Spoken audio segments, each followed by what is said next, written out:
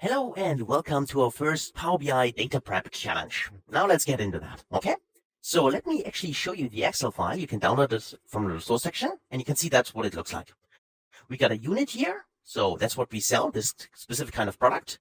We got a dispatch time here, and we got also a dispatch date, and we also got a dispatch time. And that's the main point here. We got dispatch date and dispatch time in this kind of format. And what we want is we want to have a date time format in Power BI. So we don't do it in Excel, we do it in Power BI. So how can we do that? Okay, so that is our challenge here. So I opened Power BI already, the desktop, and then I clicked on Excel here. You can also go to get data if you like. In this case, I simply click on Excel directly, and then I simply choose the challenge number 1, the date time conversion. Okay, so then ticket, click on open. Okay, here we go. We are connecting to the file. And there is our navigator window. And we can now tick simply the sheet to get a preview, and we can see we got exactly the same data as before, right? We got the unit, we got this date here, the dispatch time, and this date timestamp, which is currently 0, but we can remove this column. Because we need to go to the transform data, because we will do the data prep, of course, in the query editor. Okay, here we go. One thing I'd like to mention here at the beginning are 2 things, actually. The first thing is, unfortunately, I have not the option to zoom in here like I did in all my other Power BI classes when we basically created DAX formulas. I can't do it here in the query editor. So it's a little bit limited, but hopefully you can still see it on your screen, okay? And the second thing is, the way I'm showing you the solution here is certainly not the only one, okay? And that is actually a great thing in Power BI, or I think actually in most of the Microsoft products, is there's always several ways to skin a cat, right? It's not only one right solution or correct solution. Probably there are other ways as well. But let me show you one way I did, okay? So first, of course, I can get rid of this column because I do not need it. I can remove it. Okay, so far so good. Now I get my dispatch time here and my dispatch date. And the first thing I thought was, okay, I can simply try to convert this into a time format, right? So I can simply click on here and change it from basically a number here, so the whole number here, try to parse it into a time format. So go to time here, and I went into errors. Okay, so that obviously did not work. So I removed this step one more time, and then I said, okay, well, sometimes, for specific reasons, I don't know why, but sometimes it works if I first convert something into a text format. So I did this. I went here and converted the whole number into a text first. Now you can see it's on the left side. It's a text now. And then I tried it one more time. I went here and click on, again, one more time, parse this now from text instead of from whole number into time format. So let me tick it. And I don't want to replace the current. I want to add a new step. So I first convert it into a text, and then I want to convert it into a time. Otherwise, I would convert it directly, one more time, directly into time format. If I could go to replace current step, and then, of course, I would get exactly an error one more time. So let me actually try it from text to date. That's to time. Click on add new step. And we can see that now this works for some of them, as you can see here, but not for all of them. So why is that? Let's take a closer look at the dispatch time. Or the dispatch time, actually what we had here. We can only do that if I go back, actually. But let me go back to the change tab here. You can see here, it works for the first 3, right? So 11:08, 15:04, and 10:30. That worked, actually. So if we go in here, that worked. Okay, that's fine. But then we get 3 errors. So why do we run into errors here? Let me actually go back. Well, the reason is, as you can see here already, now we got 9:49 and 5:34 and 5:19, right? So it's 5 a.m. and 19 minutes. However, there is the 0. So the leading 0 is missing. This is something because Power BI cut that at the beginning when we imported the data. And that is why we cannot convert 9:49 into 9 a.m., almost 10 a.m., right? That doesn't work because it has a single digit here and the leading 0 is missing. So the main point here is we need to get back the missing 0 here. And we can do that using M. So let's try that. Let me actually go back to the change type here and actually remove this, okay? And what I did was I go to add column here, and then I say I'd like to add a custom column. So go to custom column, okay? Yes, here we go. And my custom column is simply, let's call this adding leading zeros, okay? Adding zeros. And now what I did was I used a function in M, which is the text dot, and now I have the option to pad start, okay? I can either pad the end or can pad the start. So what does this mean? Now this pad start function allows to do the following. It needs a text or a specific column here. In our case, it's this dispatch time. And that is why it's crucial. As you can see here, it's a text.padStart. That simply means it's a text function. And that is why we need to have dispatch time here in text format. Okay? Keep this in mind. Okay. So we got text.pad start. Now we can use our dispatch time here. So I can simply select it, double click on that, dispatch time, okay. Then I can specify now how many numbers do I want to have, or basically how long should the text be. I always want to have 4 digits, right? So I can simply type in 4 here. That simply means if I have 1108 here, it simply stays 1108 or 1504. That's the same, right? But this 949, that's what I want to have 0949, okay? I want to pad basically on the start and always have 4 digits. Okay, so that is why I put in a 4 here. And finally, of course, I can specify how do I want to pad it. And I simply type in a 0 in quotes because it's a text. And then I can close this, okay?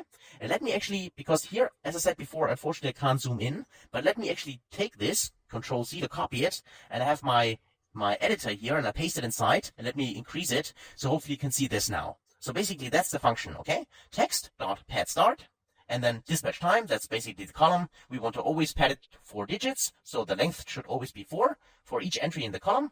And we want to pad it with the 0, okay? Because we said pad start, we put the 0 at the beginning, if we do not have already a length of 4. Okay, so let me actually make this go out here and select basically Power BI one more time. Okay, so no syntax errors, that's fine. Click OK. And you can see that now we got exactly the same values as here, but now we got 0949 instead of 949, okay? So that's the first thing which I like to do here. And the next thing I did basically was I tried the following, okay? So now I said, okay, let me actually copy this maybe. Let me copy this here. I want to, where is it? Duplicate the column, there it is. And this basically, now I clicked there one more time and wanted to parse it into a time format. So I did that, parse in time, okay? And can sit here and let me actually rename it, call this simply time, okay? So we got the time here, and now we don't run into errors anymore. So you can see the 949, which is now 0949, also is now 949. So 9 a.m., almost 10 o'clock, okay? So that works. Okay, so great. And finally, of course, I'd like to put this, the dispatch time and the time together. That was the idea. So what I did was I went to another custom column here. So I said, like, click on custom column here. Then this is my date time try. Okay, like that. And all I did was simply I used now my dispatch time, dispatch date, double click on that. And then what I did was I simply put in an ampersand here, and then I put in simply, in this case, simply a space here, and then an ampersand one more time, and then I combine this to, in this case, the time column. Double click on that. You can see that there are no syntax errors, and I can simply, let me actually copy this one more time, just that you see it, put it also in here. So that was the next one, like that. That's what it is, okay? I simply use dispatch time, and then I combine this with the time column here, okay? So that's what I did, or what I tried here at least, and then I click on OK, and let's try that, click OK, and I ran into errors one more time. So why is that? So basically, the reason is we want to combine here a date column with a time column, okay? And we combine it here as a text string, basically. So that, of course, does not work. That is a reason for that. So what we need is, basically, we need this adding leading zeros here, this as a text, and we also need the dispatch date as a text, okay? Then we can combine those two and then convert it into a date time format. So what I did was I simply at first went here and said, instead of having this as a date, I need to have it as a time, as a text. I click on text here. You can see that now it's a text format, and I got all of them here, okay? So far so good. Let me also remove the errors here, remove it, okay? And then I did the same here for that. So I click on ABC 1, 2, 3 and said, instead I would like to have this as a text form here as well. Click on text, and now I have both into text. But there's still an issue here, because you can see here I get a date format, and this actually is a date because it's 18.01.22, okay? But here, for instance, at least it's a European format, it's not a US format. Just keep this in mind. This is day, month, and year in this case, okay? But here, as for my time, I do not have a double point here. I have 1108, but in order to get this actually then into a right format, I need 11 double point 08. And you can see that I can show you. So we could do it simply going into custom column here. Now, because now we have both in text, right? So let's try that first. Go to custom column, and then I simply said, okay, this is my date time, like that. And then I simply say, okay, now I want to combine this one more time. Click on dispatch date and use an ampersand here and a space and an ampersand. And then I'm using the dispatch or the adding the zeros. There it is. And now let's just see, there's something missing. Yeah, because there's a space missing. Okay, like that. Okay. So no syntax errors, fine code, click OK, and you can see that looks actually like it would work into datetime, but as I said, there is a double point missing, right? So if I do it like that, click on ABC123, and now try to convert this into datetime format, click on datetime, and still run into errors, okay? So that also did not work. So what I did was I can remove this one, I can remove this one here as well, okay? So I have this in this as text, I have this as text, but there simply is a double point missing. And here I simply did the following. So I went into column from examples. So do it this way. Of course, I can also write a little formula here, but in this case, I simply said I want to have column from examples, and I only used, in this case, my adding leading zeros here. And all I did was I simply typed in 11, double point 08, and I press enter. And then for the second one, I tried it one more time, 15 dot, double point and then 04, and now you can see it filled down automatically for me. 1030, 9, double point 49, and so on. So that's picked up the right values, and I can simply click OK now, click OK, and you can see that just a second, here's my custom column here, and I simply this is the right time. Okay, and now finally what I did was I created another custom column here, and then I simply said this is my final date time. And what I did was simply went in here one more time, clicking on the dispatch date here, double click on that, and then use an ampersand, a space, and then use an ampersand one more time. And then I simply typed in now the right time. Okay, that's what I did. Exactly, let me copy it, just put it in here, just one that you see better. Okay, that's what I did now for the right time. It's exactly the same code as before. And then we simply said, okay, let's click OK. All right, here we go. And you can see we got the final time, and it's not converted into any kind of format. That's why it's ABC123. And if you click on it now and try to convert this one last time into date time, click on it, and now we can see we got the correct values here, right? So we got the date as well as the correct time. Okay, so that's that. And then of course now I can simply go to home here, click on close and apply, applied my changes here, and I went into the Power BI desktop here, and of course now I can use all these columns. Of course, you can remove all the other columns you don't need, but the final date time here is the date time, as you can see here. And of course, now you can tick this here, for instance, and take a look at it. You can also put this into a table view and then take a look at the where are actually units. There are the units, and we can see them right here. And of course, if you would like to have this as a date time format, click on it, right click in here and say final date time as the right format here, and also let me increase the size here, that you can see that better. Go to values area here and increase the text size, click on it, use your up arrow keys, get faster, and you can see now we got exactly what we want, right? So we got the full date time here, so the date format as well as time here. Also for those entries in here, of course, we can sort this. If you go in here, and now we start on the 9th of January 2020 here, which is the first date, and then so on, down there to the 21st of December in 2020, okay? So that is the challenge. So hopefully you enjoyed it, and maybe you have faced this issue before. Then now you know how to solve it, or maybe you have also another trick to solve it. If you have, feel free to share it with all of us. As always, thanks so much for watching, and I hopefully see you in the next video. Until then, best guys.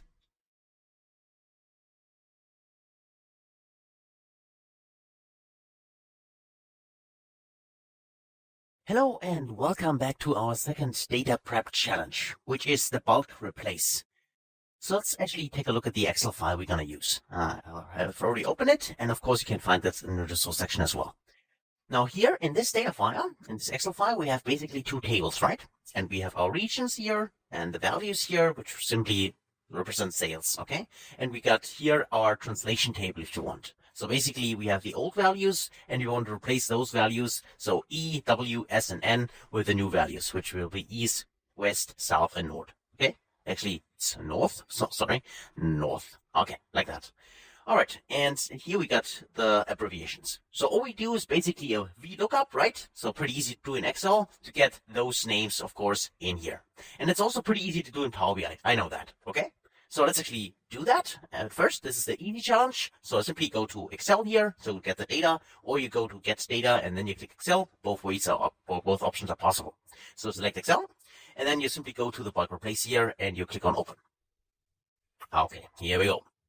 So just a second, there's our data. And we can tick in the easy table, which is simply the original table, which with the sales values, right? Well, 1,000 to 4,000. And I can tick that. And I can also tick my lookup table. I can also tick that here, which will basically be the other table as well. Okay.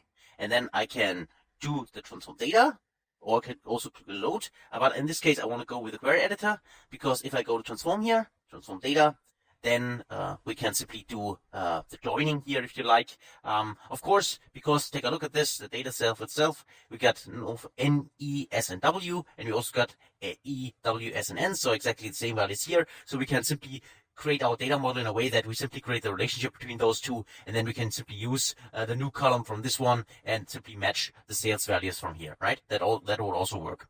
Or the other way, which I want to show you here simply, is we can basically merge those two queries, right? So you can simply go under home here, under data, we find here merge queries, and we can either use merge queries and select one of our tables, or we can merge a query as new. I like to take merge query as new whenever possible, because then I have my original data tables and keep them in the model itself. However, of course, if you have big data sources, then you might want to go merge directly here instead of merge as new. But I click on merge as new. And just a second, there it is, and we get our easy table here, and then I also get my lookup table. I can tick that here, and I can simply tick the regions here, and for the merging here, I tick the old here, the old value. You can see the selection matches 4 of 4 rows, so everything looks fine. We click OK, and we simply get our new merge table. Then all we need to do is we need to expand the table. I click on expand here. I deselect use original column name as prefix, otherwise the new name would be lookup table dot old and lookup table dot new. Okay, and because I don't want that, I untick that, so I only have old and new ticket, and you can see that these are the headers, old and new, and now I can pretty easy select the two rows or columns I do not need, which are these ones, and I can remove them, remove columns, and I can simply drag my new maybe up there, and I got my table exactly the way I want it, right? So pretty easy to do, and then all I need to do is I can rename it here as my final merge, like that, merge, press enter, and I got my table here, and then I can simply close and apply and load it in the data model. And that would work, okay? So pretty easy to do, I know that. Let's actually take a look at the advanced challenge here, okay? So the easy challenge, pretty easy to do. Simple VLOOKUP, either directly in Excel, or of course we could do it in Power BI. Either we use simply a data model and we combine the tables, or we do a merge.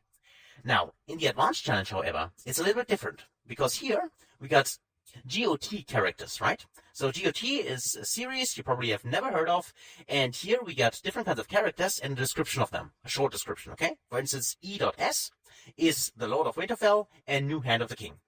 And Ned's wife, C.T, is also called Lady Stark of Winterfell. And who do I like? Who is T.L.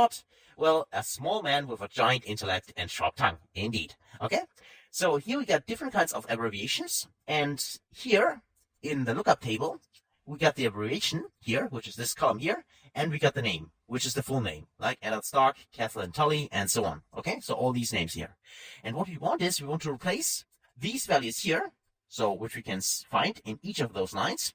Those we want to replace using this dictionary, basically this lookup table, and using those values you can find here, right? So then at the end of the day, there should be not just J.S, sondern Jon Snow, Ned Stark's bastard son. Okay, that's what we want to achieve. Now, this is quite a little bit more difficult, of course, now, because the characters are not always in the same place. For instance, if all of our sentences would start with the character or the abbreviation, then we could do a simple split in Power BI, right? And then we can simply replace those. But this does not work. So we need to make it a little bit differently, and we will use some advanced M code here in order to do that, to do the bulk replace. So let's go to the Power BI file we have already opened, and I want to continue with this file. Of course, you can also open a new file, but let's actually continue with this one. So I click on New Source here, and I go to Excel directly one more time, and I choose my bulk replace here. I click on Open, and I wait, and there are my other two tables, which is the characters. If I take this one here, I can see exactly the description, which we have seen. And then I have my translation table, I've named it, okay? And I take this one here as well, and that's exactly the one with the translation. So we got all the abbreviations in here, and we got the names here, right? So that's what we want to replace. Okay, so far so good. Now, what I can do now is I can simply click OK. So to load these two tables, and there they are in the query editor. And here I get characters, and here I get translations. And I see that I misspelled characters here, but we can simply do that simply by tapping a C here. Okay, press enter. All right, so got our two tables, and now we need to create a function. So that's what we basically want to do. So what I can do is I can simply go to add column here, and then I have the option. Actually, before I create this column here, let me actually create the function itself, right? So I go to home here, and I go to new data source here, and I click on blank query. Remember, we can also do this if we import our dates table, right? And the dates table, if you remember this from the other courses, is nothing but a function in M, right? And that's exactly what I do here. We write our own custom function. I go to the advanced editor here, I take it, and let me actually now remove what's inside, remove this, and now I write my M code. So at first we need to specify the variable, or basically the input we want to give. So I put it in this case in braces here, so in parentheses, and I type in input, and this is actually a name. You can name this whatever you like. I simply call it input. As text is required because this is basically the file format we have. And then as text one more time here, and then we simply put in this kind of arrow here, and then let me actually write now my M code in here. And let me just write it, and then I will try to explain it a little bit. Okay, so let we use a let here, and then I go to new line. It's not necessary, but I like to do that to structure it a little bit more. Max iterations is equal to, and by the way, unfortunately I cannot increase this here in the editor, but I will simply copy and paste it now after that in a notepad file, so and make it bigger so you can see that better. Okay. So max iterations is equal to, and I'll say table dot, and I'll say row count, and then I refer to my translation table. And that is why it's important, in case you have named those tables differently, or if you want to use the M code later on in your own projects, on your own tables, make sure that you then exchange the tables here. In this case, I'm referring to my translation table, which is this one here, right? And the translation table is exactly this one with the abbreviation. Okay, that's what I do. Okay, so let me actually go back here at translation. I simply count the rows in the translation table here, and then I go to a new line here, and then I say for my iterations is equal to, and I say list.generate. Okay, this creates an iterator. And that's exactly what we do, because we want to iterate, so go line by line through our basically our translation table. So list.generate here. And then I can simply put in like that, write a function, and the function is always those two parentheses and then the arrow, so equals and then the greater symbol. Okay, so we got this, and now let me actually go into a new line here, and now I simply say here, I'm using as a list here, result, and then I say the result is equal to text.replace. Text.replace, and then I can specify, okay, what do I want to replace? Well, I want to replace something within the result, so results, and let's generate text.replace. Input, sorry, I want to replace, misspelled the line here, let me get rid of that. So text.replace, okay, parentheses, okay, now I want to replace, yeah, I'm using my input here. And within my input, I want to use my translation table. Now that makes sense. Translation table. And from the translation, I want to look up the abbreviation, spell it correctly. Okay. And then I can simply use two parentheses here, and I type in a 0 because I want to look up the first entry here. And then I will use my translation here, translation. And for the translation, I simply use now the column I want to look up here, which is my name. And then I simply put in here again those curly braces, a 0. And then I simply say, as my last argument here, I need to close the parentheses here. As my last argument, I simply want to define a counter, and the counter is equal to 0. Okay? So like that. And then I can put a comma here, and then I go to new line here. And then I simply say each counter. So each simply means that I want to do it for all the entries here. It's simply the specific keyword in the M code. So counter, and then I simply say counter is less than, in this case, max iterations. Because basically I want to loop through the table. That's basically what we do. We will go through the whole table line by line, and that is why at first we save counter as a 0, and as long as the counter is less than the max iteration, which in turn refers to our translation table. So as long as we have not looped or gone through all the rows in our translation table, we want to continue our loop, basically, right? So that's what we do here. So each max iterations, and then I go to new line and also say each. And now what do I want to do? Well, I want to say that the result itself, so result, is equal to text dot replace, one more time here, place. So I want to replace here, and then I specify here in parentheses, I want to replace my result, and then I say with the translation here, and from the translation table, the abbreviation here. But this time, because I want to do it line by line, so for each row, for each counter, actually, that's why I put in the counter here in the curly braces and not a number here directly, because the counter will be updated, okay? So like that, and then I say translation. So what do I want to replace with? Translation, and I'm simply referring to my name here, name, and then I simply put in the counter one more time, also counter the same way, like that, okay? And then I can close my parenthesis here, and then I can put in a comma here, and then I go to new line, and then I specify here that the counter, let me show here, the counter, and is equal to, and I'll put in here 2 curly braces here, and I say that I want to counter +1, because I want to update my counter, right? So +1, like that. Update my counter. Then I close this one here, and I say each result, okay? Each result. So here we go. And then we can, let me just see that. Actually, okay, that looks good.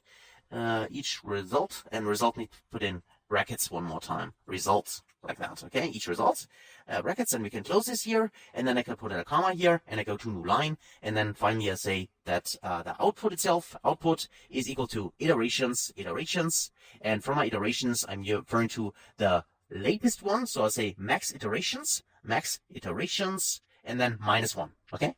-1, and here I also need to put it in curly braces, okay? There you need to be a little bit, take care that you use the right kind of braces here, because there are parentheses, then brackets, and also curly braces, okay?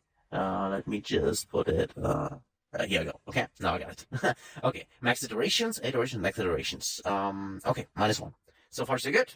And then I simply specify here in a keyword, and then we simplify output, okay? Because we need to return something, and this will be the output. And let's just see, obviously I'm missing something here. Each max iterations are, okay, here I missed a comma in here, okay? So no syntax errors, so far so good. And now if I go to my notepad here, so notepad, editor, here we go. Using this one here, let me actually copy the code so you can see that better, okay? Control-C to copy it. I go to my notepad here, I paste it inside. This is the code. Let me just zoom in. So that's obviously a little bit bigger, okay? Hopefully you can see that on your screens now, if I put it like that. So that's what we do here. So basically we specify the input name. Again, this one, totally up to you what you want to name it. In this case, I simply specified as input. It is a text, kind of text. And we put it here with this basically equals and greater symbol. Simply means that this will be a parameter which we can enter at the start, and we want to import it in this function. And then we specify the max iterations will be simply the table.row count of translation. So basically of this table here, okay? Because we want to go through all the tables, so all the rows in this table, and then take a look at the abbreviation column and replace it with the name column, okay? So that is why we always refer to by text replace. In the input we give, we want to look up the abbreviation, and then we want to replace it with the translation. Here we go. Okay, and here this is just a kind of the syntax here itself, but then we want to do it with the each loop here, basically for each counter, as long as the counter is less than the max iterations. So as long as we have not gone through the complete table here, we want to do that. Okay, and we also specify here each result because we want to replace the text, so the abbreviation and basically the text with the lookup of the abbreviation column, and we want to update it with the translation column. So basically in the name column here, right? So which will be this one here. So look this up and replace it with this one in the result. And the result will be each of these different kinds of string or text values, right? Okay, that's what we do. And yeah, then we return the output. So basically that's the formula. And as soon as we have our function here, we can simply click on done. Okay, just a second. Let me just do max internation. So obviously I misspelled something here. Sorry for that. Let me actually go back there one more time. The advanced editor. And max internation. So it should be iterations, right? Iterations. That should be fine. Click on done. Let's see that. And here is our function. Okay. So here we go. And we can simply now put in some input and we can invoke the function. Now the function is simply, click on side here and call this cleaning function, like that, press enter, and we got the function itself. And now we can call this function. And that is a great trick here, because now we can go to our characters here, and here we go. We got our input, so basically each of those lines will be the input. So we can simply go to add column here, and then I simply click on invoke custom function. And right, here we go. And the new column name will be, let's say, cleaned description, like that. And then we can simply specify what kind of function do we want to use. In this case, we only have one, which is the cleaning function, which we have written.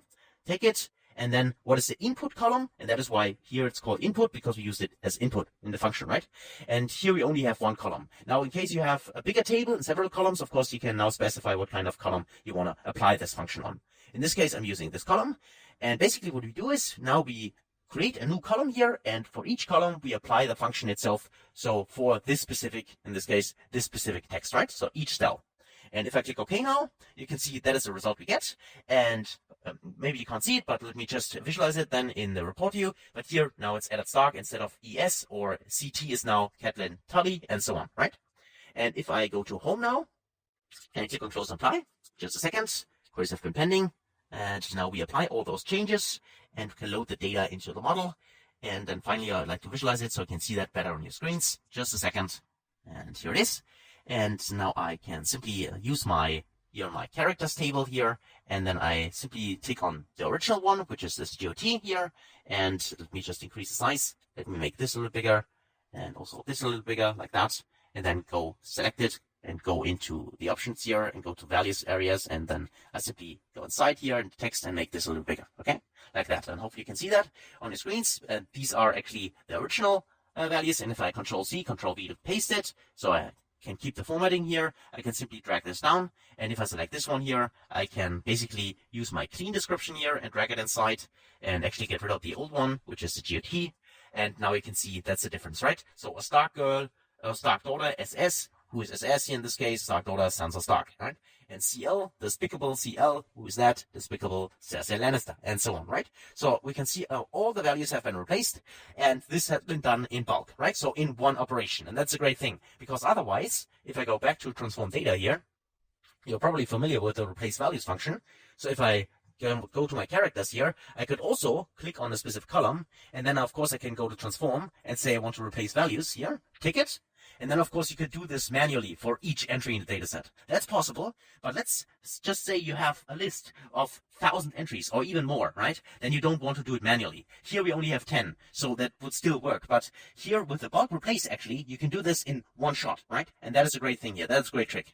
So that's why I wanted to show it to you, and hopefully you can use this as now this code is available for you. All you need to do if you want to apply it to your own project, of course, you would like to tweak it a little bit, because here, for instance, we have an abbreviation here and of the translation table and translation table with name. Of course, this is simply because my table here is abbreviation and name, and this whole table is called translation table, right? That is the only issue. But this is something, of course, you would need to replace here. But then you can apply this function to all your projects, okay? So you will also find this in the resource section. And so far, so good. So that's it for this video and this trick and this challenge. So hopefully you enjoyed it, and hopefully you can use this. As always, thanks so much for watching and your feedback. And I can't wait to see you in the next video. Until then, best guys.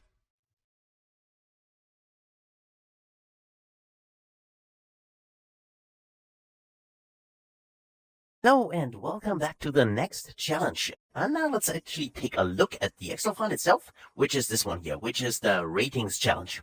Now, what do we have here? Well, we have a product code here, and we have the cost of the product as well as the price. And the interesting column here for us is this rating column, this one here. Because here we have ratings for these products, which have been well done by customers. And here we got a rating okay, here an average and okay, here we got an okay and average, here an average, here a good, excellent, excellent, good, and so on, right? And what we want is we want to count the ratings for the specific products, right? So how many ratings in general, how many okay ratings, how many average ratings did we get, how many excellent ratings, and so on. So that's actually the challenge here. So let's dive into that. How can we achieve this? Okay, so what I like is I go to Power BI here, I select it, and then I simply go to transform data here. Oh, before I do that, of course, I need to go to the Excel file and import the data here. And this is challenge number 3, which are the ratings. Of course, you can download this also from the resource section to follow along. So let me actually go click on open here. And then just a second, we're connecting to the data. Okay, and here we got our products tables. You can select the table directly, and I can see my preview here. I can see the product code, the cost, the price, and the rating. Okay, so far so good. Then I click on load here. So go to transform data this time, but because we want to, of course, need to do some query transformations here. So, all right, here we go. And we got our rating column here as well. And because I do not want to, change the original table, what I simply do is I right click on my product table and I say I'd like to create, in this case, a duplicate here. So I go in here. You don't have to do it, but let me actually do it. And let me actually then rename this. So I click on right click and say rename and say this is my product ratings. Okay, ratings fix. Okay, call it. All right, here we go. Now we got our rating column here, and what kind of transformations can we do here? Now basically, of course, you already know that. Probably we need to split this somehow, right? Because we got okay, here an average okay, okay an average, and so on, right? So we could do that. So go in here, and I can say that I want to split my column here. And then, of course, I can simply say, how do I want to split it? Of course, by delimiter. So I click on by delimiter here, and then I say the comma itself, that's fine. And each occurrence also fine. But if I click OK now, click OK, that's what I get, right? So I get here, for instance, okay, here an average, and so on, here a good. That's basically not what I want, right? Because I got some null entries here, and I got them also in 2 columns and not in 1 column. But I need to have them in 1 column. So what I can do instead is I remove the change type and the split column here to go back to my origin here. And what I do is I go to split column one more time, select it. Now I say by delimiter as well. Also comma, that's fine. Also each occurrence is fine. But here, a little bit hidden is the advanced options here. And if you tick this, you can specify here, do you want to split the data into columns or into rows? Now, if we take on rows here, watch what happens. If I take that and I click OK, you'll see that, for instance, for average here, for the product FDB 79, right? So I take it, click OK. You can see that now I got average and OK, and I got an FDB 79 twice, right? And now I got all the ratings in 1 column here. Exactly what I want, right? So average, OK, OK, average, and so on. So all of them are in 1 column, and that's fine. One caveat, something I'd like to mention here is the following. You can now not use this table here for summing up the cost and the price anymore, right? Because we have obviously duplicated here the entries. So now this 548, for instance, for this product here, the cost, as well as the price, 657, is now duplicated in here, okay? That is why, if you want to calculate the cost or the price, refer to your original products table here, to this one, okay? Because there we have no duplicates. They are the original and the correct entries, right? Just wanted to mention that here, okay? But the rating here is totally fine for us. So what we could do instead is simply remove those 2 columns. We don't need them anymore. Right click and say remove columns. Okay, here we go. We got the product code and the rating itself here as well. Okay, so all the ratings, that's fine. And then let's actually try that. Let's actually go to close and apply. Maybe I've already seen it, but there's one little thing we also need to adjust here as well. So if we go in here, apply the changes, we got our tables here inside. We go to product ratings, fix, so let's tick it, and say we'd like to go with the rating. So I'll tick the rating here. And then what I want is I want to simply have a bar chart here. So I'll simply select this bar chart. So like that, no cluster bar chart here. And then I simply use my rating one more time. Because if I drag this into the value area, it automatically converts this into a count. Okay, because the rating itself here, as you can see, it's a count. And that looks actually good. But watch what happens. Well, wait a minute. Hopefully you can see that. Otherwise I'll make it a little bit bigger here. So to the y-axis here and say the text size and increase it. Here, you can see. Now there's good, bad, excellent, average, good, okay, average. So obviously it's repeating itself here. So why is that? Well, let's go back in the transform data. So maybe I've spotted it already. As you can see here, for our product ratings fix here, we obviously have some kind of space here, right? So for instance, okay here and okay here is not the same because there's a space. Because we had, as long as we had basically the original here, which is this one, we had an average, comma, space, okay, right? So if we now basically split the column by the comma, we get an average and a space, okay, instead of an average and okay. So let's go back to remove columns here, and let me select this column here, and I can right click on the column itself, and then we can simply go to transform here. In a transform, we have the option to simply trim it. So remove all the leading and, the ending spaces. So trim it. And you can see now that looks fine for us. And if you go back to close and apply, let's take a look at this one here, the view itself. And now it's adjusted, right? So you can see that now we got good, average, bad, excellent, and okay, right? And we got the correct number of ratings for all of them, okay? So the entries from our customers. Okay, but now maybe one more thing you might want to do here is simply, okay, I got good, average, bad, excellent, okay. But actually the sorting direction is here not correct, right? So if I go to the three dots here, I can simply try, well, sort descending or sort ascending or sort by. And there's only rating and the count of rating. So I can also take rating here. Then it's actually sorted alphabetically, right? So if I go on here and if I sort by, sort ascending here, for instance, starts with A, you can see here, average, bad, excellent, and so on. But it's also not the right sorting, right? It actually should start with excellent, then good, then okay, then average, and then bad. At least from my point of view now, okay? Then what I simply can do is I simply go to under home, go to enter data, because we need to create basically a sorting table here. That's what we need to do. And simply name this sorting table. So sorting table. Okay, and then I can simply say that's basically the rating, and that's the sorting. Okay, double click on, call this sorting. And then I need to put in the values here. So let's say excellent, then it's good, then it's okay, then it's average, maybe average. You can also exchange average, okay, if you like, average. Of course, I need to spell it correctly, average. And then finally, it's in this case bad, right? Bad. And then I can simply put in the sorting. Let's say this starts with 1, 2, 3, 4, and 5. Okay, that's my sorting table. I can simply load this table here. Just a second, so we get this into the model. And there it is, there's the sorting table. And if I go now here into my data view here, and select my products rating fix, which is this one here, I can simply now create here a new column. So select new column here. And then what I do is I will simply say, of course, I need to specify, is the sorting table actually connected to the rating table first, because otherwise it won't work.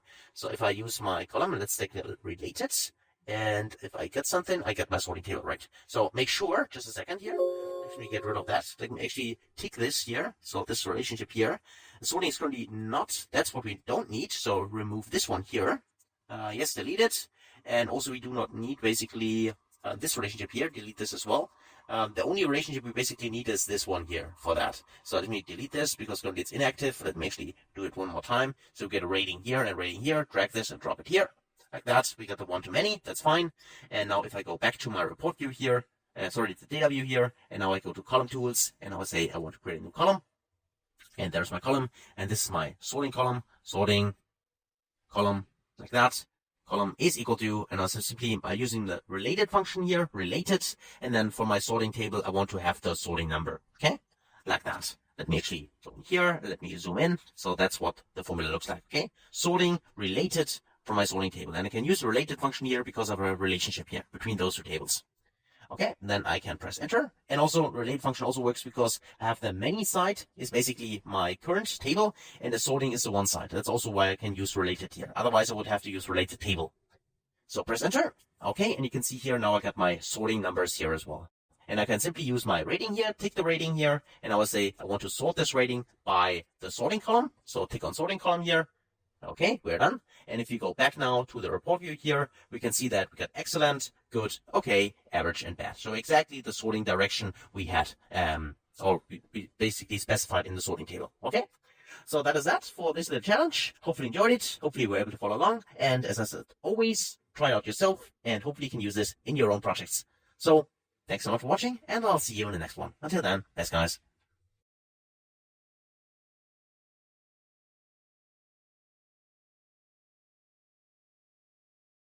Hello and welcome back to the next challenge. And this time it's not really a data prep challenge, it's more a DAX challenge actually. But let's actually dive into it because I think it's really interesting. Okay, let's actually see the challenge itself. We got a custom ID here, which is 1 to 5 in our case, but of course could be several more. It's just an example, right? And we got different kinds of names here, like Daenerys Targaryen, Jon Snow, Eddard Stark, Bronn, and Theon Greyjoy. Okay, so obviously all of different kinds of names you have never heard before, right? And we got also a subscription tab here, which is this one here. Looks like that. We got a subscription number, which is basically here the number of the subscription itself. We got a start date here. We got a customer ID and we got an end date. So basically those two tables, the customer table and the subscription table, are linked basically by the customer ID. So that's fine. And what we want is we want to track basically in a timeline or basically in a chart. We would like to see, okay, based on the starting of the subscription and the end date, so in case there is an end date, is the subscription at a specific point in time? Is it still there? So basically, how many subscribers do we have at a specific point in time? That's what we try to figure out here. The main issue here is the following. What we have is we have a start date here, like that, and we have an end date here, like that. If the end date is missing, that simply means that this person here, so customer ID number 4, 3, and 5, they subscribed at these specific dates, and they are still subscribers, right? That is why there is no end date. On the other hand, there are also subscribers, like, for instance, this one here, who ended his or her subscription here at the 14th of March 2020. And there's also someone who started here and also ended his subscription actually here. And that's a mistake here. He can't end his subscription before he started it. So sorry for that. Let's actually change that. So let's say here he ended it at the 15th maybe. Okay. And press enter and save it. Okay. So this is basically the data we have. Okay. So what we do is we simply go into, let me actually go into Power BI here. And then I go to get data here, and I'm creating my Excel here, tickets, and then I go to my customer 4 subscription. Click on open, and let's actually take a look here, connect, and we get our 2 tables here, right, which is table 1 and table 2. Of course, we can also import the sheets here because there's no additional data. However, I personally like actually to go always with the tables in case there are one. So I can select those 2, and I can simply go to, in this case, I can go to transform.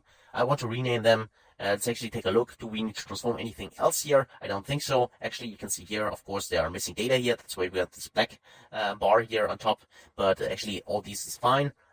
Simply, we have these 2 tables. This is actually a customer table, and the other one is the subscription table. So let me actually only rename it here. Let's say this is customer, and then the second one is subscription, right? So actually, right click on that, say I want to rename it, and say subscription, like that. Okay, so we got our 2 table, but one thing is missing here, which is our dates table, right? So what we also need here, so I can go to the advanced editor here. So actually click on new source, go to blank query here, and then open here the advanced editor. I click on this one here, and I want to remove this one here. And now I can either create my own dates table here and put it inside with the M code, which you're already familiar with, in case you have used one of my other courses. Here, let me actually go inside this folder here, course files, and I simply click on this one here. And I use my own code here, and then simply paste it here inside, right? Like that. You can see there are no issues here, so that obviously works. Okay? And then I simply click on done. Click on done here. Otherwise, of course, you can also use calendar auto or the calendar function to create date or calendars, date tables in DAX itself. This also works. So I click on done. Okay, here we go. And I got my start date, end date here option. So I can specify a start in 2019. I got data here. So I say the first, or let's actually check that one more time. Let's go to Excel file. You can see that someone started his subscription in 2019. That is why we need to include 2019. So let me start the first of, we got here the 1st of January 2019 here. And let me actually end on the 31st of December in 2020. And financial start month will be simply the 1. Okay, and then I invoke my function here, invoke the function here, and then I got my dates table, which I simply name date here in this case, okay? That is simply my date. Press enter, and basically I got my date column here as well. And now I can click on close and apply, and simply take a look at my Power BI report, just a second, until we load the data inside. And here we go. We got the tables here and the relationships here as well. And an important thing to notice here is if I go to my model view here, you can see we got, of course, the one-to-many relationship from our customers table with the customer ID and the subscription table. That's fine here, right? Because obviously one customer has several subscriptions here. Maybe he ordered not only a subscription for maybe watching series, but also for delivering food or anything like that, right? Depending on what we offer.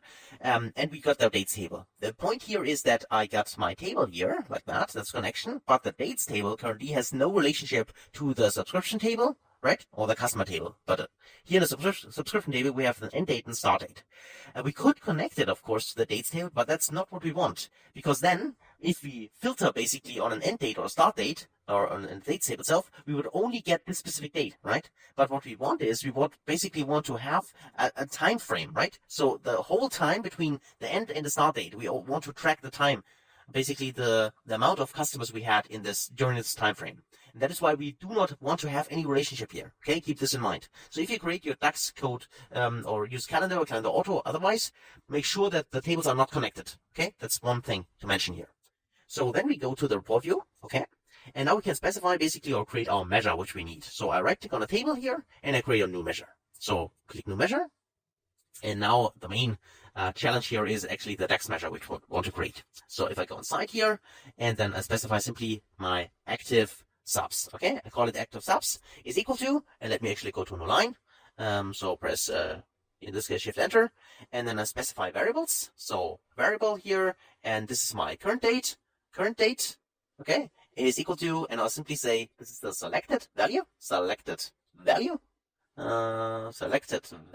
down there, selected value, and then we can simply specify here selected value from my dates table, and my date, my continuous date range. Okay, so basically what I select here is now saved in this variable current date. Okay, so that's the first one. Then I create another variable which is simply my first start date. So first start date, let me first call it first start date. Okay, like that. First start date here, and I can simply say this is the minimum here, the minimum of from my subscription table, the start date. Okay, from the start date here, which is this one here. So that's the minimum date, the first date of the subscription. Okay, and then finally, of course, I want to basically calculate my subscribers and also store this in a variable. So I say var subscribers. So this is my subs, right? So var subs is equal to. And now I want to filter. So basically, I want to filter a table, my subscription table, right? I want to filter my sub table here, subscription. Here we go. This one here. And then I simply check. In this case, let me go to a line here. I check is blank. So is blank subscription end. So basically, we had this before. Remember, if I go to my Excel file here, if the end date is empty, right? Then this simply means that this person is still a valid subscriber to us, right? Okay. So we check if this end date is blank. So if that is the case, he or she is still a subscriber, right? And then we simply say or with a double pipe symbol like that. This is simply the or in Power BI. You need to use it twice. And we also check if the end date itself. So or is the end date here, is this one greater or equal to in this case, the current date, right? So current date, this variable, which we select, basically, if this is the case. And at the second time, is the start date here, subscription start date, is this here, this date, less or equal to the current date, right? Current date. That's what we check here. And then I can close this, and that's basically my subscriber variable. So basically, we want to filter our subscription table, and we want to make sure that either the end date is blank, then he or she is still a subscriber, or the end date is greater than the current date which is selected, because then the end date, he or she will basically cut his subscription in the future, but he's currently still a subscriber. And at the same time, with this ampersand here, we check that the start date of the subscription is less or equal to the current date. So for instance, if we select the 10th of February as our current date, but the subs will begin in the 12th of February, then of course he or she is not a subscriber yet, right? That is why we also want to make sure that the subscription start date is less or equal to the current date. So he or she is already a subscriber. Okay, so that's what we check here and store this in the subs variable. Okay, and then what I like to do now is I like to use simply, no, I'm not done yet. Let me actually press OK. So to go inside here, and what I want to do now is simply I use another variable, and I can simply say this variable is, let's call it var, and this is my count. Okay, my count. In this case, if equal to, I can't use count because it's a function. Okay, then I can use my count rows. So count rows is equal to, let me check that. Did I specify I missed something here? No, or count rows. That should work actually. Syntax comma is, let's just see here, current date. I close it here. So this is, oh yeah, sorry. That should be like that. Okay. Okay, then var date is then filter subscription. That should be fine. And no, actually, I need to close it here. That should be working. Just a second. Okay, let's go. Continue that. Okay, var count rows, and I simply say is equal to count rows. So count rows like that, and I use my table, which is in this case my sub table, right? Subs like that. Okay, here we go. And obviously, I'm not sure, maybe a missed comma or anything like that here. Just a second. We'll see that in a minute. Okay, and now I want to return something. Return here. And I can simply say if. I check with an if condition. So if, in this case, my current date. So current date. Current date. And obviously, I need to actually put that inside. If my current date here, if this current date is less or equal to today, you get the function which gives us the current date. So, and at the same time, double ampersand, the current date here is greater or equal to, in this case, my first start date. That's what I check. And then I also say if, now go to a line, is blank here, the count rows. So my count rows. If that is the case, then simply return a 0, because then I do not have any subscribers basically. Otherwise, give me the count rows. And just by the way, I use semicolon here simply because that's what my syntax here demands. Of course, probably if you're in the United States or other kind of countries, you might have to use a comma here as separator, right? Okay, so let me close this here as well. And then finally, of course, also need to close one more time this if condition here. And the issue here currently is that the count rows is actually a function in DAX. That is why we need to rename it. So let's call this maybe counting. Okay, let's call this counting and remove this one here. And then I also go with the counting here as well. So counting like that. Counting. Yes, and also want to use counting here. So counting. Okay. So that should work. And now if I press enter here, let's actually check that. And we got the measure here as well, right? Okay, so that is basically our syntax. And now let's actually visualize that. So if we go in here and say, now let's actually go with the, here for instance, with our date. So if I select my date here, go in here, check on date here. And instead of a hierarchy, I'd like to go with the date itself. So select this one here. And then I can simply use maybe another bar chart here. But actually check that. Let's actually take now our active subscribers. So if I take those, we can see that looks like that. So maybe that's not what we want. Maybe you'd like to have another visual. Of course, you could also try a line that look like that. Then of course, this would be our subscribers here. Of course, you could also use other charts, like for instance, this filled one here that will look like that. Okay. And you can see the active subscribers at each specific point in time, right? So basically it started here, and maybe here, here we got one subscriber here, basically at the 11th of January and so on. And here then it added up, right? So like that. Okay. And you can see exactly the development. And the reason why we got this date here, because now, of course, you could also use this as a filter here, right? So you can always check now if I use my slicer here and I take my date here, for instance, and then of course I could also go in here and then make this smaller. And also maybe check something like, maybe only see it like that and like that.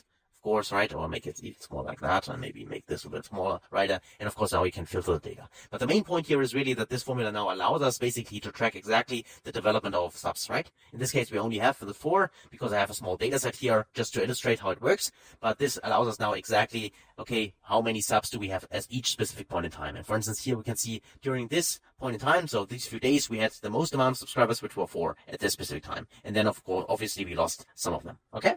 So that is it for this formula with the active subs. As I said before, it's a little bit more, let's say, the data, well, visualization and preparation in DAX itself, not in the query editor. However, I still think, as I saw it, is a really, really useful, idea and a use case, because this is something a lot of companies need to track, of course. And hopefully, in case this is interesting to you, now you know how to do it. And feel free, of course, to use this in your own projects. As always, thanks so much for watching, and I hopefully see you in the next video. Until then, best guys.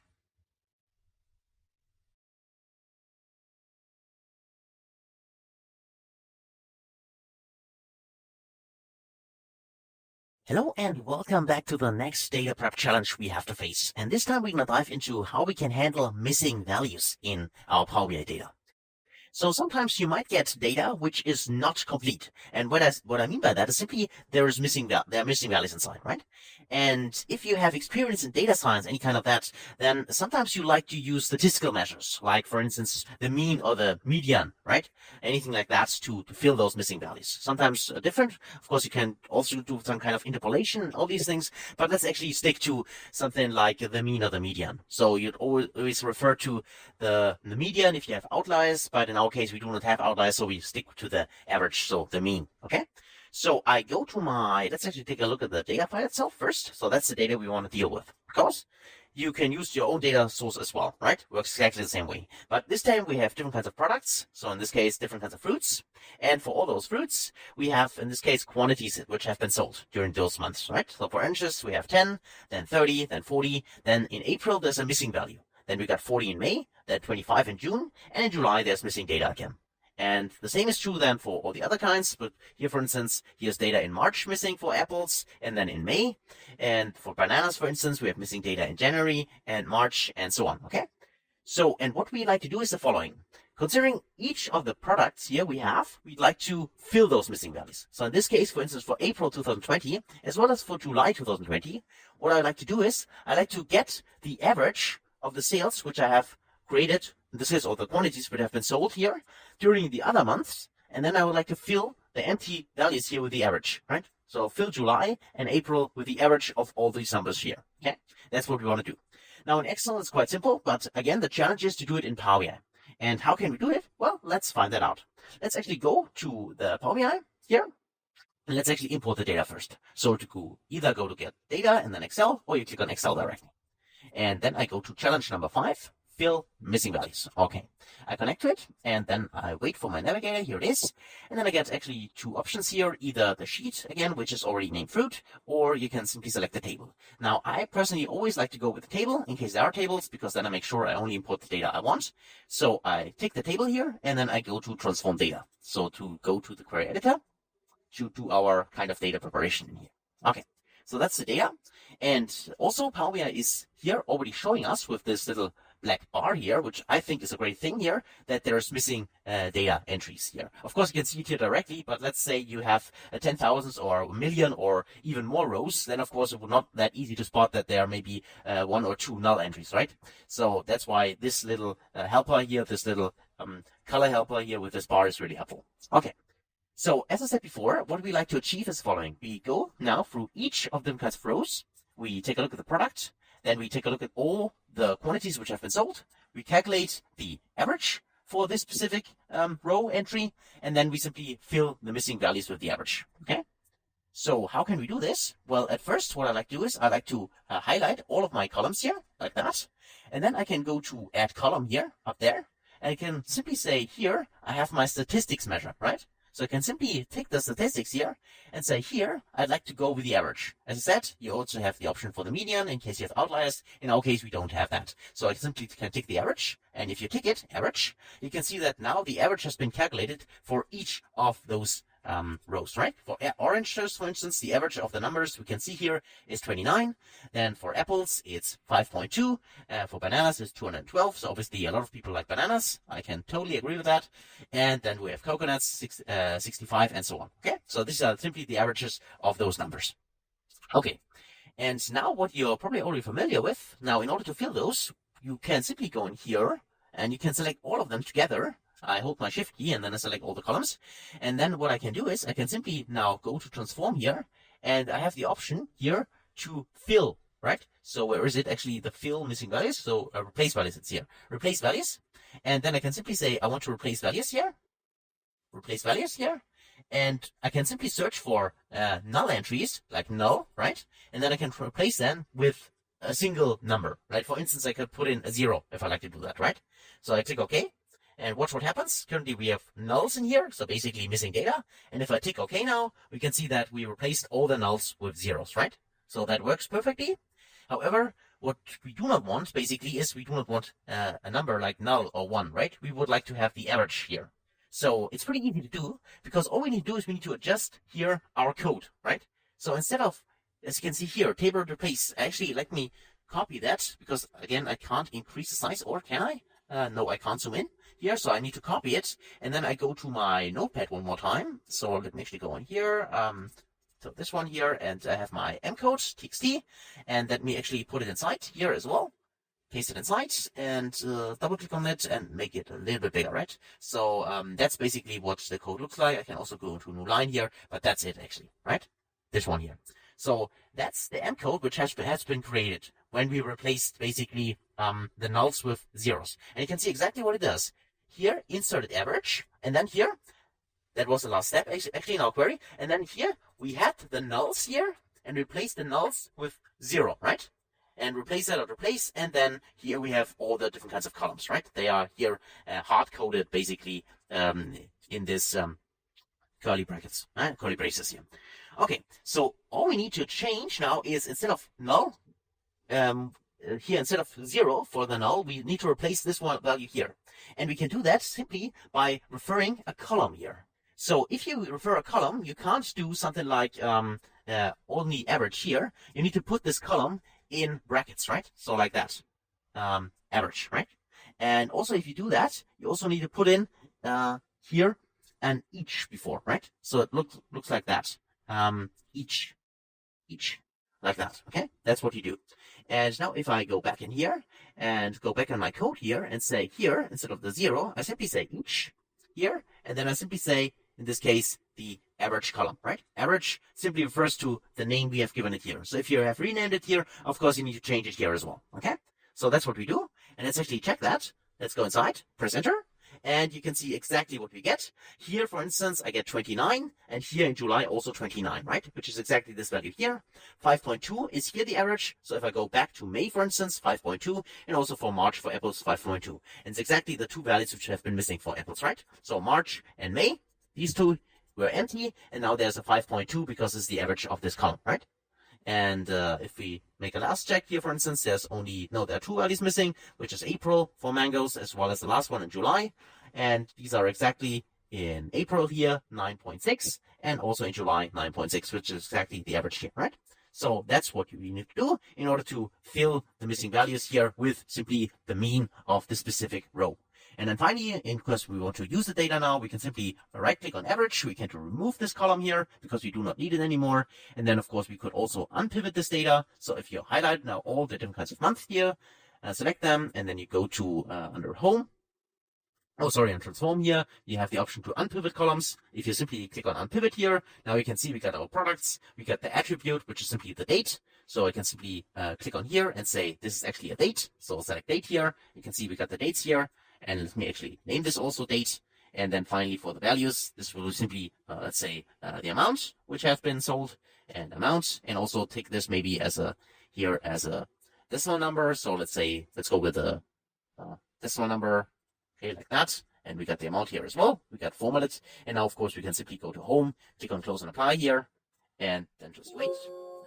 Here we go. Just a second, and then we get the data in the model, and now we can use this, of course, right? So now we can simply take on, for instance, the date here, and you can see that by default I got this hierarchy here, if I would like to have it, but I can actually get rid of the day because I don't need it. I'll also get rid of the quarter here, and then instead of this bar chart, let me actually go back to, let's say, here, a simple table, so we can see exactly what we have here. And now we can see we got January, February, March, and so on until December here. And if I take now the amount which has been sold here, I can see this as well. And let me actually increase this. Let me actually first go in here, go to the values option here, and then simply make this a little bigger. So text size, simply increase it here like that. Okay. So we can see we got the sales, or in this case, the amount which has been sold for each of the kinds of month here, and the year. And also, of course, we want to slice this now by the product because this is currently simply an aggregation of all the products. So we can simply use the products, change this to a slicer here, and also, select something here, or also go in here and actually make this a little bit nicer. So I like to go to general here and actually change it to horizontally. And now I got all my values in here. And then maybe also use here for, okay, this is just formatting option here. Now for the items, for instance, I could say for the background, make this maybe as blue in here. And then also for the color, make it maybe white. And also for the text size, increase the text size a little bit. So we got all the different kinds of products here. Of course, we can drag that now. And if I want to filter or something, for instance, bananas, I can see the data for bananas. And I can also see, of course, here, for instance, for May and January, 212.5. So this is exactly the average, which has been calculated here across this time frame for this specific product. Okay. So that is that. Basically, the filling missing values challenge. Hopefully that was helpful. Hopefully you enjoyed it, and hopefully you were able to follow along. As always, try it out yourself and use it in your own projects. Thanks a lot for watching, and I can't wait to see you in the next video. Until then, best guys.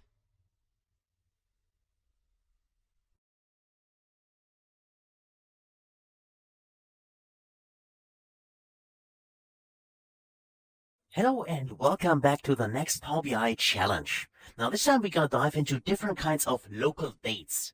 That's something you might have experienced as well in your own projects. And if I go to my Excel file, which is this one, this is the example here.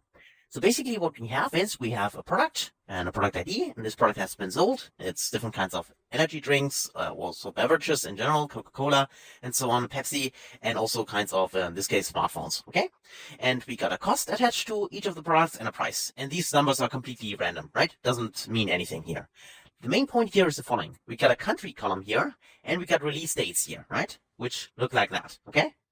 And depending on the country itself, of course, the date format is different, right? So for yes, for instance, this would mean it's the 23rd of July in 2020. Now, in Germany, for instance, this one would mean it's the 1st of April in 2020. We need to be aware of that, right? So depending on the country, month and day basically is in the other way around, right? You have to change it. So that's the point here. And our goal here is now to create basically the date, but in the right format for all the different kinds of countries. Okay, that's what we want to achieve here. And again, I have here simply a sample file, which you can use, of course, to follow along. But of course, you can also use your own file, or later on, of course, in your projects. And hopefully, of course, you have different kinds of data and certainly more data than I do have here, right? But the main point is really to understand how I do the transformation, or how we do the transformation here. And I want to mention here again, this is not the only way, right? So as I said before, I came across so many solutions in Power BI. So what I show you here is simply one way to do it, and you can use it, or you come up with a better idea. And if you do so, then please feel free to share it in the resource section with all the other students and me as well, right? I'm always curious. So thanks a lot for that. And now let's dive into that. Okay, so what I like to do here is I simply go to my Power BI report here, and I go to Excel, and I load my challenge number 6, the local date challenge. Okay, I click on open, and as soon as we have connected, I will select my products here, which is my table. I select the table itself, and then I go to transform data to open the query editor. Just a second, and there it is, right? So we got the data itself. And the first thing what I like to do is I simply go to my release date, and you can see here it's ABC. Currently, it's not converted into a date format because Power BI was not able to do that out of the box. So I simply right-click on it, and in this case, I will do simply a duplication of this column. I duplicate the column here, so I have it twice. And now what I like to do is I like to actually try to convert it into a date, right? Let me actually do it one more time, maybe. So duplicate this one more time, duplicate column, so we can keep the original one, right? Just for reference, and we can see exactly what happens. Now, in my first copy, in the first duplication, I simply go to the ABC and convert this now into a date format, right? So click on date here, and you can see that I get some errors here. That this might be the case because I'm located here, not in the US, but in Germany. So that simply means that, for instance, all the US formats here, like the 723, of course, is, well, returns an error simply because what Power BI tries to do is exactly that. It tries to give me now the 7th of the 23rd month. But there is no 23rd month, right? So obviously it is not able to spot this correctly, that this is actually the 23rd of, in this case, July. Again, one more time, sorry that the font here is so small, but I have no option to make this bigger here. But I would like you, of course, to follow along the course so you see that. And of course, you can also download the resources and the Power BI files from the resource section if you want. So here, what I have now is I have more errors here. Okay, so far so good. And what I like to do here is, because some of those dates have been formatted correctly, right? For instance, here in Germany, in this case, or in UK, this is the right format. So that's the 23rd of July. So obviously that's fine, 23rd of July. And this is the 1st of, in this case, April 2020. That's also correct, 1st of April 2020. Okay? And now I will do the same for this column here. But this time, I simply do it pretty easy using the ABC and then using local. This is something I've shown you in various other courses. I'm using it pretty often, for instance, for different kinds of dates, like the ship date. Probably you're familiar with that, in case you have taken one of my other courses. But this is really such a great feature in Power BI. And I simply can click it using local here, and then I can simply say, I want to convert this into, just a second, there it is. I want to convert this from the text, which is currently a text. I want to convert it into a date, but I use a local format, which is not my default one, the German one, but it's the US, United States, okay? If I go to English here, and under English, I find if I scroll down, of course, I need to go to US, STU, and there's United States. You can click on this one, and then you can see a preview here of what the data could look like. And if I click OK now, you can see that, for instance, here I received an error, but here I got the correct date, right? It's 23rd of, in this case, July 2020. And by the way, of course, if you're located in the United States, it might be exactly the other way around. So if you converted the first column to a date, you might receive the errors, of course, then maybe in the other rows, which would work for me because I'm located in Germany, right? It could totally differ for you. But this would be actually the option to do that. And now you can see that I got also the right format, at least from my point of view. So day, month, year format here for, in this case here, for instance, for my Monster Energy, which has been sold here, and also for other kinds of mint. Here, I can also see, for instance, that here I got the 4th of January 2020. However, I need to make sure that it's actually the 1st of April 2020, okay? Because this one could be interpreted depending on here, the normal format, which is the right one for me here, because it's here in Germany. It simply means it's the 1st of April. But here in the US, simply switch this the other way around. It's the 4th of January, okay? Which is wrong in this case. So that's right now format. That is why I will merge those two columns. But what I will do is, I will simply make sure that I first replace the errors. So I go in here, say, tick this one, go to transform, hey, and say here, under replace values, I also have the option to replace the errors. I click on replace errors, and the value I want to replace is simply null, okay? Because I want to simply remove the errors and simply put in a null. So basically, no data. I click OK, and I got now the correct nulls. And I will do the same for this one. I take this one here, I go to replace option here, say replace values, in this case, replace errors. And then I can simply also put a null in here, null, like that. And then I click OK. And all I do now is I simply merge those two, but I want to make sure that here, where the date format is actually correct, for instance here, for the 1st of April, that's correct. The 4th of January is wrong, at least in my case here, right? So what I want to do here is the following. I keep this column, and where I find a null value, so basically a missing data, then I want to use the data from the US. Okay? So that's what I do. I can simply go in here, go to add column here, and I say I want to add a custom column, so a custom column. And then for this column here, I can simply say this is the final date, call it final date, like that. Of course, feel free to name it whatever you like. And then all I do is I say simply here an if condition. I can simply say if, and I'll say simply check whether in this case, my release date copy is the first one here.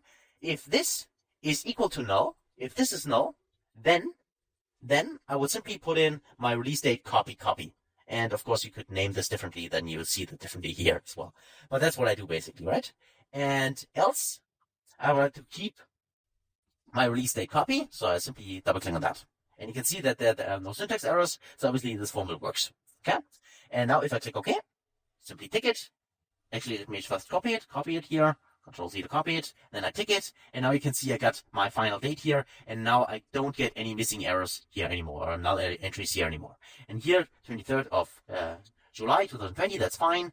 Here, 23rd of July 2020, it's also fine, but this time I get it from the US data. And here, for instance, where I have the 1st of April and the 4th of January here, because I have double entries, but one is wrong. In this case, the US is wrong. In this case, from the format here, I simply keep my the German one here as well, okay? Because that's what I specified in the formula, okay? And if I put this now, let me actually put that in here as well. So enter here, paste it inside. That's basically the formula. Okay. So if this column is equal to null, then give me the US column, and else give me the original date column. Okay. And as I said before, for you, it could be exactly the other way around. If you're located in the US, then of course you'll probably get the US format right, and the other format could be wrong. Then of course you simply do the trick exactly the other way around. Okay. So that is that, and then you get your final date. And with this date, of course, now you can work with, because all I need to do is simply click on this one and convert it into a date. Click on date here, and I get my final date. And now, of course, I can get rid of all my other kinds of columns. So I can simply select all of them, and then I can simply right-click and remove them. Okay, I could do that. And let me actually do it, and it's also applied in a step here, and I'll get only one final date, which I can now use to find out, okay, how many sales, or what was the price, or what was the cost for the specific product. We do not have any amount here, so we can't calculate the sales here, but this is basically now how we can use this data further on, okay? So that was actually the main challenge, getting this final date correctly if we have different kinds of countries and therefore different kinds of date formats, like in this case US, as well as here European countries like Germany or UK, okay? So that's it. As always, hopefully that was helpful. Let me just finally click on close and apply. Just see there are no errors. Okay, we got the date here in the field area. Just a second. Apply its changes and the date is available. Okay, and we got our final date, and you can see a little calendar icon. Okay, and this one could be now used to work with. Okay, so that's it actually for this challenge. Hopefully you enjoyed it. Hopefully that was helpful. And if you have experienced this in the past, maybe you've solved it differently, of course feel free to share it. If you have not experienced it yet, or you're currently experiencing it, now you have a solution to do that. Okay, so that's that actually for this video. As always, thanks so much for watching, and I can't wait to see you in the next challenge. Until then, best guys.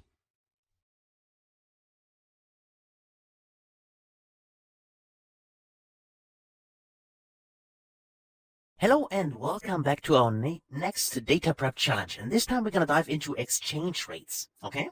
So what you can see here is the following. I got a product here, which is Xbox, PS, Nintendo, and so on, right? So these are our products, and we got different kinds of sales numbers here in our second column. And the third one contains the currency, like CAD, for instance, or GDP, or the Swiss franc, or Swedish crowns, US dollars, and so on, right? So, and we got also a date here, a specific date when this specific sale has happened, right? And in my case, of course, for you it might be different. For my case, these are simply sales in foreign currencies. And what I like to do is I like to convert all of these sales into euros, okay? And then want to see, okay, how many sales did I generate in euros? Of course, as I said before, for you it might be US dollars, anything like that.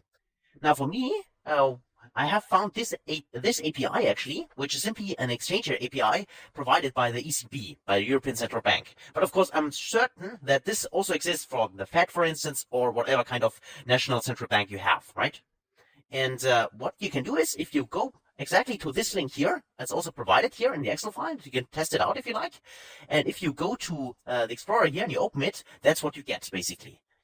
It's a little bit small here. I can zoom in. That's what you get here, right? It's simply actually a JSON file. So in case you're familiar with JSON, but it tells you exactly, okay, at this specific point in time, and latest simply means the specific date is today, okay? Latest always returns the latest day, which means today. And I can see exactly, okay, these are the exchange rates for the euro considered to other currencies like that. For instance, €1 is 1.5539 Canadian dollars currently at this specific point in time. Okay, that's what I can do. And I can get this data here, this API here, by simply querying it. So if I go back to Power BI here to my file, I can go to get data here, and I can simply use a web query. So if I go to web here, and now I simply need to provide an URL. I can go to my Excel file here. I can simply, let me go into this one here, and I select the text here, Control C to copy it, and then I go back to my Power BI file here, and I simply paste the URL like that. I can do that, and I can click OK, like that. And just a second, and let's actually take a look at the query editor, and you can see, yes, let me actually click refresh here, okay, and you can see here, there's the date, which in my case is the 25th of March in 2020 here. And if I go to record here, I can expand it. Simply click on record. You can see it already here. It's a JSON.document. So obviously Power BI is smart enough to recognize this as a JSON file. And all I need to do is click on record here. You can do the same. And that's what you get basically, right? So you get specific now here, all the different kinds of currencies. So the abbreviations and the exchange rate here as well. Okay. And if I like to convert this, because currently it's a list, as you can see here, but it's pretty easy to convert. All you need to do is you simply tick on into table, you tick on it, and now you get a table here, right? With all the different kinds of names of the currencies and the specific exchange rates, which is great, which I can use now in my model, right? I only need to now, for instance, use my data. So if I go back to my Excel file, which I have here, and I have a currency here, and I also have a currency in here, and I can connect those two, right? Pretty easy to do. So in order to do that, I at first, of course, need to go to here also, transform here, and, or not on the home, sorry, click on new data source, and I go to Excel to import the data. So here, exchange rates, number 7, click on open, and simply import the data itself, right? Here, foreign sales, I got my table here, I can tick it, and that's what it looks like, right? So actually, everything is fine. I can tick it, and then I got my specific table here, foreign sales, so far so good. Now, one little issue here, of course. Well, this latest here, which we downloaded here, right? This works and helps, that's true. But it only helps if I only always want to basically convert the sales, the numbers I have, to the specific currency conversion on today's date, right? So because latest currently always returns the currency or specific exchange rate for today. So always the latest exchange rate. However, if I go back to my foreign table here, foreign sales, you can see we got a specific date here, right? So what I like to do is I like to use this specific date, which I can find here, and use this one here, and then look up actually the exchange rate between euros and CAD, or euros and GDP, or euros and US dollars, and so on, for the specific date which I have here, right? That's of interest to me. So how can I do that? Well, pretty easy. If I go back to my API as the latest here, so instead of latest, you can also specify a specific date here. So if I type in, for instance, and this needs to be in the right format. If I say 2020, for instance, then a dash, then I need to give it the month, let's say the May, and let's actually use now a dash, and let's say 01. So the 1st of, March. The 1st of March 2020. That's all I do here, right? But using the year, then a dash, then an 03 here for the month, and then a dash, and then a 01. That's what I do here. And if I take a look at, for instance, my CAD here is 1.55, so today, right? But on the 1st of March, it was actually, if I press enter here, it was 1.47, right? So you can see here, changing the end of this specific API here, the URL itself, gives us the specific exchange rate from the ECB, in this case, for the specific day, right? And that's exactly what we need, because we need to look up, if I go back in here, we need to look up each day, which you can see here, and find out, okay, for the Canadian CAD, what was the exchange rate on the 22nd of March in 2020 towards the euro? That's what I would like to find out. Okay? And I'll do the same for all the other kinds of columns. Okay, so far so good. So what we can do is the following. If I go back to the Power BI file here, well, instead of latest here, I need to somehow change this, right? So I would need to go to my source again, as you can see here. That was the URL, basically. Exactly this one here, which is exactly the same one as we can find here. But I need to exchange here the latest. Currently it's here latest, but what I need to have, basically in my Power BI report file, in the file here, I need to exchange this. And I need to make this dynamic, because I can't put in simply one value here. I need to exchange it depending on what kind of data I have in here, right? In the specific cell, or the specific row in this case. So let's actually fix this. So actually changes. So let me actually copy this one more time. And now what I do is I go back to my Power BI report here, select it, and then I will do a new source here, and I will do a web query one more time. And this time I simply use the advanced editor here. And here I have different kinds of options, right? So I can simply paste in my first part. And now instead of having the latest here, I simply remove latest.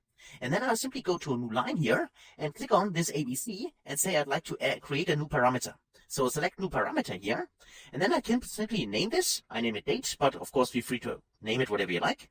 And put in a description here. So what do you want to name this parameter? And then you can specify what kind of data type it is. And please make sure, even if you think so, it's not a date, okay? Please make sure this is not a date. Instead, it is a text, because we put it in the URL itself. And within the URL, it is a text value. And then finally, we can specify a value here. So we can simply type in exactly the data format we need. So the year, dash, then the month, dash, and then the day, 01, for instance, okay? Like that. And we can click OK. And we got our date here, which is currently the 1st of March, 2020. And you can see here, that's exactly what the URL preview looks like. And then you can specify additional things here, but that's not necessary. Actually, all we need basically are those two parts in here. And I click OK. Advanced query here, and then just a second until the query gets loaded. And you can see now we got actually this one here. I go to record here and take a look at it, and I got exactly my date in here, right? So obviously, basically my exchange rates here for the 147, exactly what we have seen if I go back to this one here, which is these dates here. So for the 1st of March 2020, 147.57 and 8.555 are exactly those values in here, right? So and they are different, of course, from the other queries we had, right? So basically the same as here when we basically there's our parameter here, and now we can do the following. We can simply exchange it, right? We can simply say, so instead of the first, I can say, let's say the 10th, right? Press 10th, and then I can press enter, like that. And if I go back to my dates query here, you can see again, I got now 1.55, which is different from 1.47, right? So depending on what kind of value I select here now, I get different kinds of options here. So basically returns here for my query, right? And that's exactly what we need to have this dynamic. Okay, so far so good. And of course, you can also convert this to a table. So do that exactly the same way as I did for my latest here as well, right? And now we got this one and this one here. for the date here, for the 10th, which was here, for instance, for Hungary, I think that's Hungary, is 8.8496, and if I go to latest year, it's 8.394, and so on. Okay, so it's exactly different here. Okay, for the specific dates. Okay, now this is basically our query, which we have. And what I like to do now is I simply right click on this one here and say I'd like to convert this into a function, right? Because we have parameter, and we can now convert this, the query itself, into a function. So I can simply click on create function, and then you can name this. For instance, this is our currency conversion. So currency conversion, like that. And then I press OK here. Okay, here we go. And we got the function with the fx symbol. And now, of course, as you can see here, we got the date parameter, because simply if I go to my function here itself and I copy this, because that's the function what it currently looks like. Let me actually paste it here for you. You can see it better. So paste it inside here. And that's basically the function we have, right?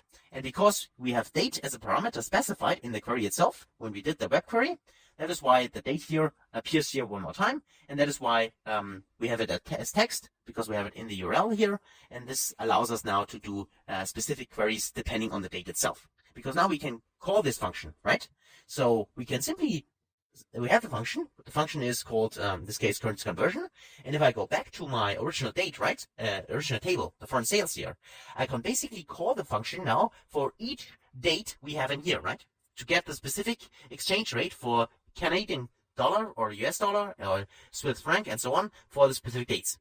However, before I do that, keep in mind one thing, that I need to convert my date. Currently, it's not in the right format, because here it's simply the 22nd of March in 2020 here.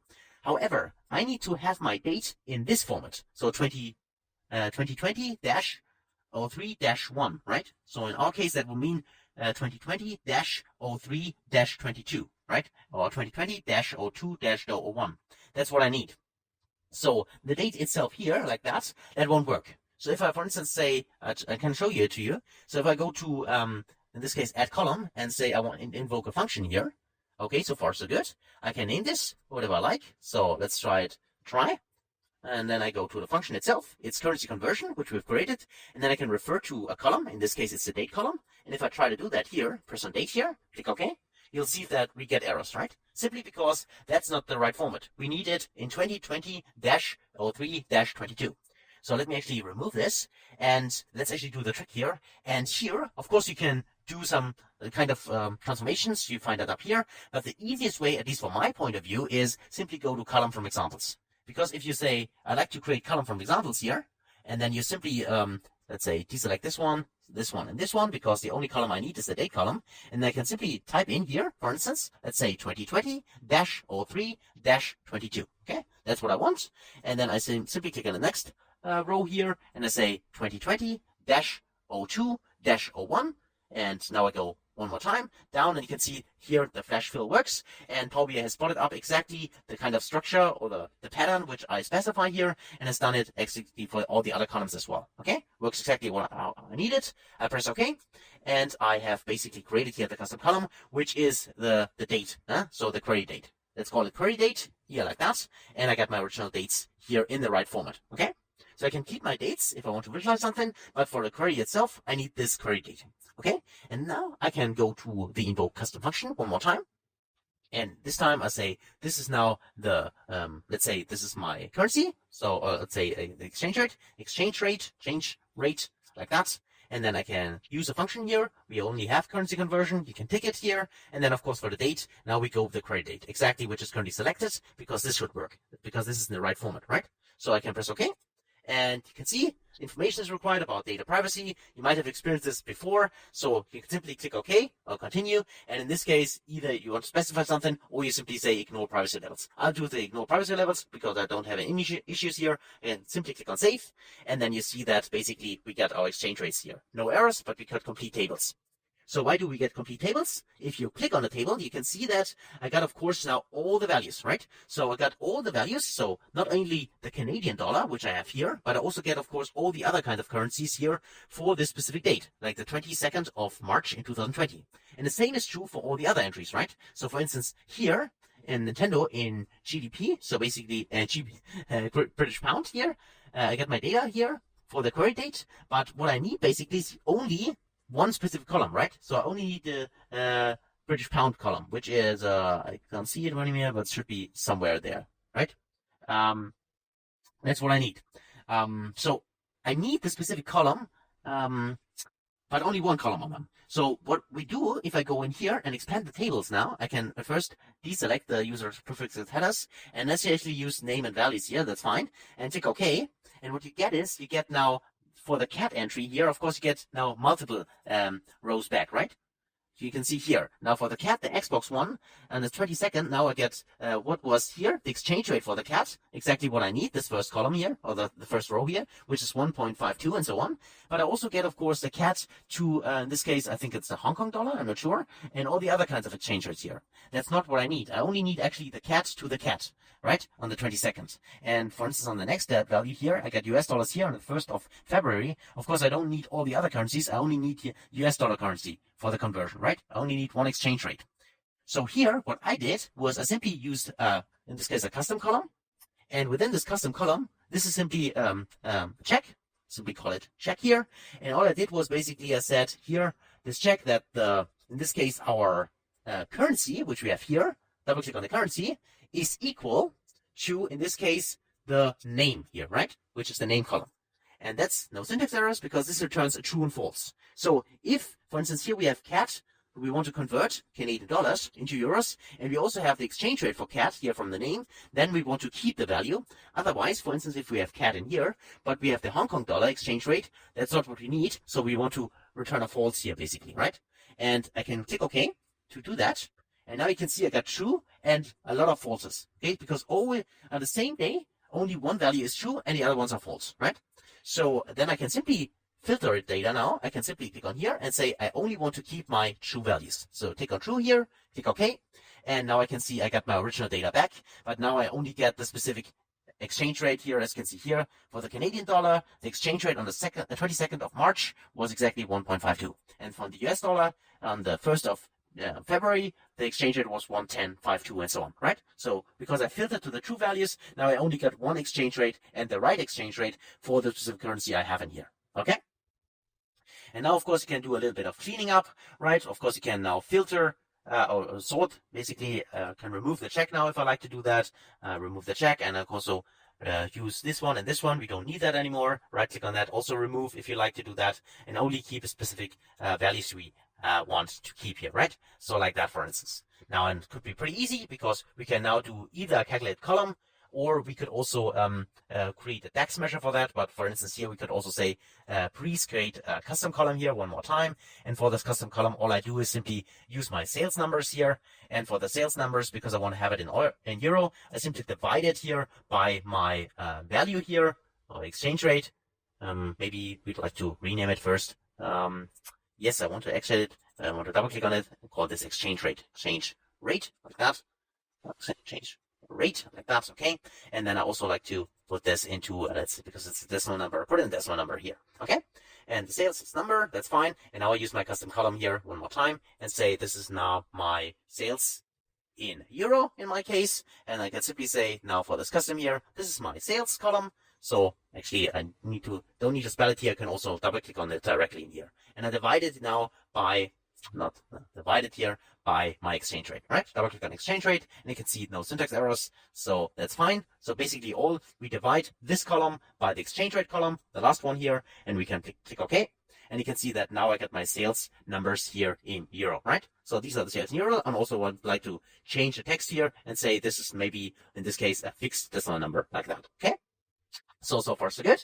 And now finally, of course, I can use my table now and can visualize that, right? So I can pretty easy go now if I also, depending on me, how I want to visualize that. But for now, all I need to do is I go to home here, click on close and apply, and I can actually take a look at my sales in euro now, right? So for each day, I use the API. I query basically the exchange rate for the specific currency which our sales have been created, and then I converted it into euro for this specific sales date. And now I can, of course, visualize that. All I need to do is I go in here, choose my foreign sales here, and then I can use my, in this case, my date here, for instance, use the date here, and also refer maybe to a table here one more time, go with the tables here, and then I simply go with my sales numbers here for the specific products. I can also tick in the product itself if I like to do that.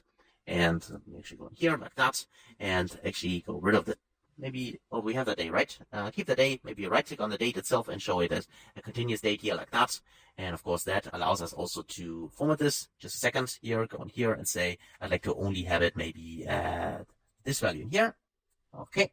And now we got the sales number and the product. Let's actually drag the product like maybe like that. And of course also tick the sales in euro, which is the second one, which is currently not formatted correctly. So I simply click on sales in euro and I get rid of this one here. And then I can see my values in here, right? And I can also select them. So I go in here and say, these are actually euro sales. Okay, so I simply click on the euro symbol here. So see my sales in euro. And finally, of course, I go to my table itself. So I did a lot of formatting and putting its data inside, but maybe you were not able to see it. So sorry for that. Let me just increase the size here. But this is something you can do on your own screens now as well. Okay. And now we'll see, okay, I got my total sales of 26,250, but originally this is the same, or considering the exchanges, that would meant we have earned 24,089 euros and 70 cents. Okay. Considering the exchange rates. This of course can't be formatted in currencies directly because we have different kinds of currencies here, right? This is something we had to remember here.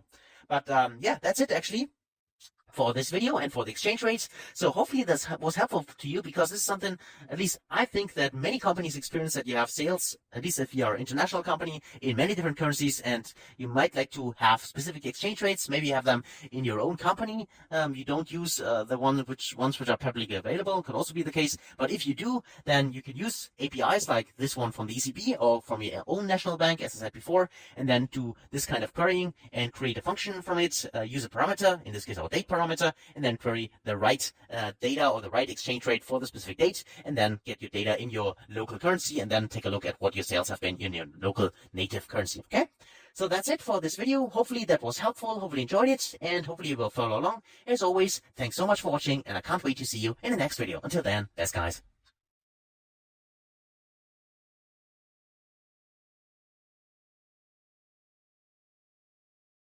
Hello and welcome back to the next Power BI Data Prep Challenge. Now let's dive into the data itself. Let me actually show you what we have here.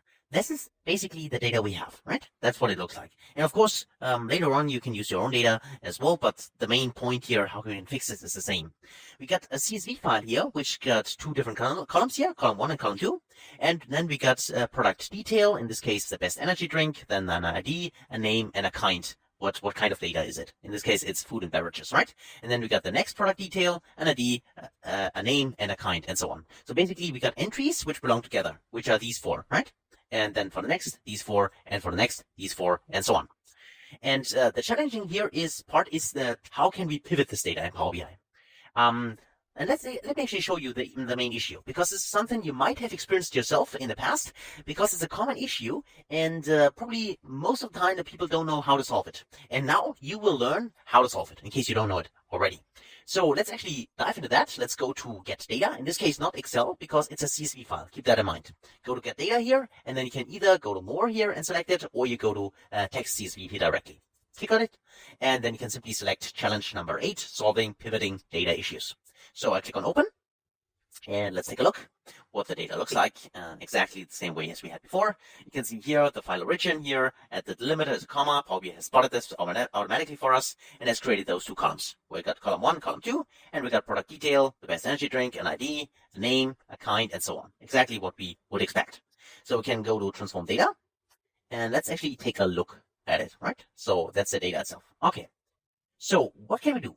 Well, you're familiar with pivoting option in Power BI, certainly, right? So you can simply tick on column 1 here, or basically, let's actually first promote the headers. You can see Power BI has not done that for us automatically. So use first row as headers. Okay, and now we got column 1 and column 2. So what I like to do now is I like to pivot my data. Under transform, I have the option to pivot columns, right? Okay, let's try that. Click on pivot column. And then what I want is I want to have my column 1 as my headers. So basically of my column headers.